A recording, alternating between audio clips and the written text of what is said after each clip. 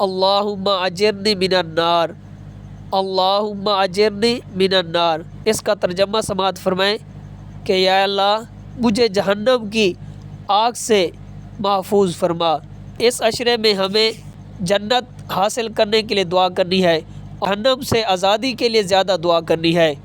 اور اسی طرح کہ دوسری دعا جو ہم نے لیلۃ القدر کی راتوں میں زیادہ کرنی ہے، کہ جو آپ کو سکرین پر نظر آ رہی ہوگی، اللہم انک عفو تحب العفو فاعف عنی، کہ یہ دعا آپ نے لیلۃ القدر کی راتوں میں زیادہ پڑھنی ہے کہ اللہ تعالیٰ آپ کو اور مجھے بھی لیلۃ القدر کی راتوں میں زیادہ عبادت کرنے کی توفیق عطا فرمائے، اور اس ماہ رمضان مبارک میں اللہ تعالیٰ ہمیں جہنم سے